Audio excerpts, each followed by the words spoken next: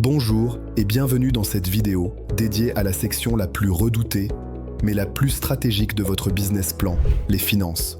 Pas d'inquiétude, je vais vous guider pas à pas pour remplir les données financières de votre projet, même si vous n'êtes pas expert en comptabilité.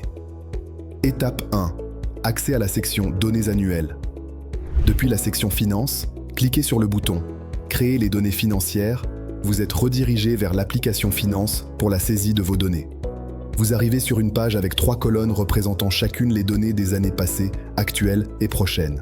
Cliquez sur Compléter mes données pour l'année 2024, ici considérée comme l'année passée. Étape 2, les 7 blocs à remplir. Pour chaque année, vous devrez compléter 7 blocs financiers essentiels. Ces informations serviront à générer automatiquement vos états financiers, bilan, compte de résultats, seuil de rentabilité, etc.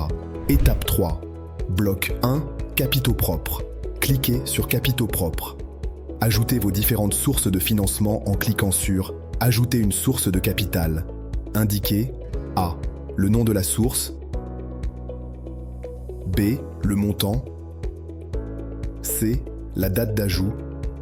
D. Le type de capital, fonds propres ou dette. Et cliquez sur Ajouter. Lorsque toutes vos sources sont enregistrées, cliquez sur Suivant. Important à retenir, rappelez-vous, les capitaux représentent les ressources avec lesquelles vous démarrez votre projet. C'est la fondation de votre bilan. Étape 4. Bloc 2. Immobilisation. Cliquez maintenant sur Immobilisation, puis sur Ajouter une immobilisation. Renseignez le nom, le montant, le type d'immobilisation, corporelle, incorporelle ou financière. Activez l'option amortissable si applicable, précisez la durée d'amortissement et la date de mise en service. Cliquez sur Ajouter puis Suivant pour passer à l'étape suivante. Important à retenir, ce sont les investissements durables de votre activité. Une immobilisation amortissable sera déduite petit à petit dans le temps. Étape 5, bloc 3, Stock. Cliquez sur Stock, puis sur Gérer les stocks de la période. Ajoutez vos produits, matières premières, en cours en stock. Renseignez pour le produit, la quantité et pour les autres rubriques, matières premières et en cours, le nom, la quantité et le montant total. Cliquez sur Enregistrer les stocks pour enregistrer chaque ajout par rubrique, puis sur Suivant pour passer à la prochaine étape. Important à retenir, ce que vous indiquez ici, ce sont vos restes en stock à la fin de l'année. Ils sont importants pour calculer votre actif circulant. Étape 6, bloc 4, tiers, clients et fournisseurs.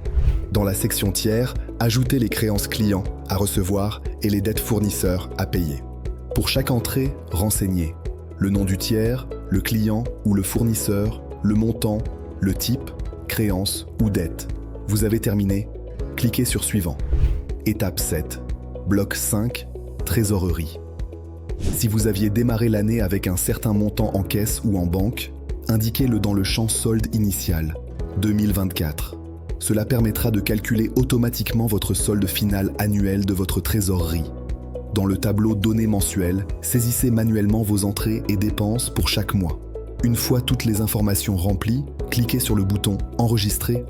Cliquez ensuite sur Suivant pour poursuivre vers la section Produits, où vous allez renseigner les quantités des produits ou services vendus au cours de l'année. Une fois ces 5 premiers blocs remplis avec attention, vous serez déjà bien avancé dans la structuration de vos finances.